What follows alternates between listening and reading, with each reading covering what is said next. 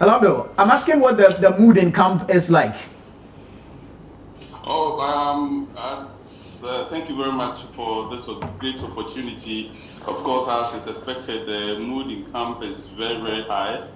We've had a lot of visitors from other countries who participated at this competition, including countries like Spain. We've had visitors from the UAE and all the other 24 countries. They've all been to our hotel facility to congratulate the team. The camaraderie among the players is it's massive, and some of them are even beginning to feel that look, it's about time the handlers of our various national teams, whether from the under 17 to the Black Stars, to pay attention to them as well and to give them the opportunity to prove their worth to the country. And so the mood in camp is very wait to get back home. Unfortunately, our flight has had to delay until the 5th of October, which is next week, Sunday, where 7:30 with Ethiopian Airlines. And we are hoping for a grand reception when we arrive. And we are very grateful for this opportunity by your TV channel. Very well. Congratulations are in order. But let's find out what worked for the team. I may have missed your question. Can you repeat that again?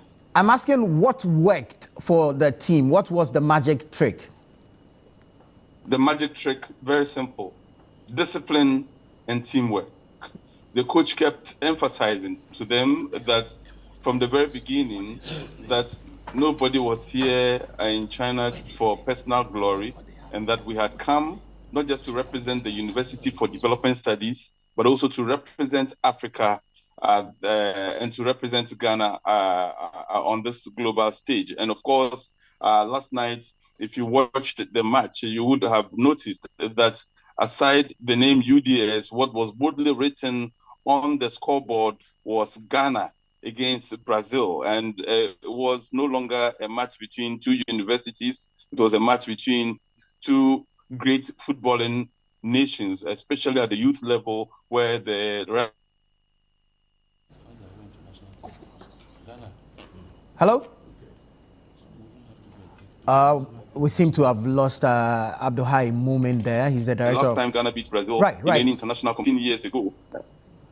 Right, very well. I was talking about... Yes. Please go ahead. Please go ahead. We lost you momentarily. Please go ahead. That the last time any Ghanaian team beat a Brazilian team so decisively and outplayed them was in 2009 when the Black Satellites won the Under-20 football tournament. Right. So Ghana, but UDS was proud to represent not just Ghana, but the entire African continent. And we had all the African contingents here, especially our brothers from Nigeria, who were also here rooting for us in the massive stadium here at Dalian. And we are very grateful to all the other African countries for the support we received from them. Great stuff. It's interesting that you mentioned massive stadium. I was looking to ask what type of facilities or amenities you trained at or with, and if it's comparable to where the tournament was held, and what challenges this may have posed to you. I'm sorry I'm laughing, but there's a world of difference between where we trained, all the pitches we had, our trial matches, including the Aliu Mahamas, the sports stadium in Tamale, the facilities here, even the training facilities are far beyond what we have at the Baba Yara Sports Stadium and the Ohenejan Sports Stadium in Accra. The facilities here, even on the training grounds at academies, are far beyond what we have in Ghana, to the extent that there were times that we're given indoor facilities, an indoor facility that looked like a stadium and presented all the scenarios that could happen in a football match. There are gyms. After every 100 meters, you are likely to hit a gym, and those gyms are very well equipped Yes, but the rough terrain that we had to train in. Imagine that these boys of ours trained on gravel pitches, on astroturfs in Ghana, but which were not up to the level here, and then had to come now and play on the comfort of these pitches here in Dalian, China. I think that will give us an added advantage. Plus the fact that the boys remained very tactically disciplined. There was a doctor there indeed with the team who ensured that every time of the day their nutritional needs were taken care of, and that none of them consumed any item that could be banned during emergency doping. And so on and so forth. And these are the things that have done the trick, and more especially because the players were not playing for themselves. They knew they were playing as a team and playing to save the name of a footballing nation known as Ghana. Right. Did you have any sponsorship? Who supplied the jerseys and, your kits, your boots and all that?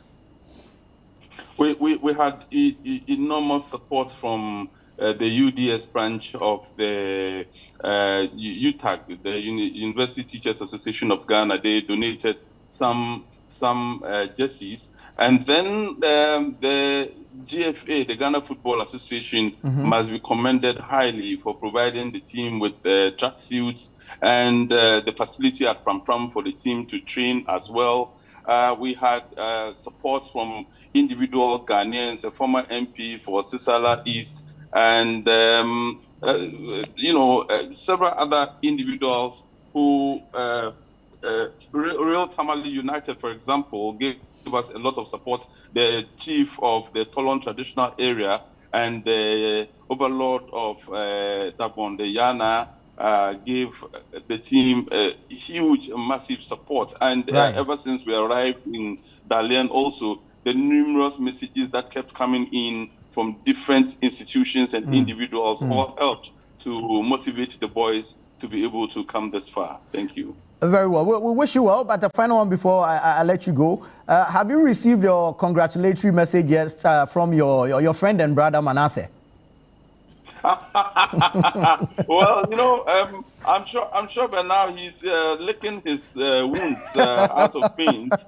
But we'll take it like that because the Vice President of the Republic has congratulated us. The Speaker of Parliament has congratulated us.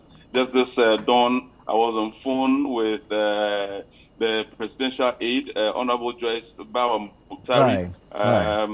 And a lot of other prominent Ghanaians, including ordinary Ghanaians who have sent in messages. We are very grateful to them. And the Minister of Education, Honorable Haruna Idrisu, in whose constituency UDS is established, has also sent in congratulatory messages. And we are very grateful to everyone. We cannot mention the names here, but we are motivated.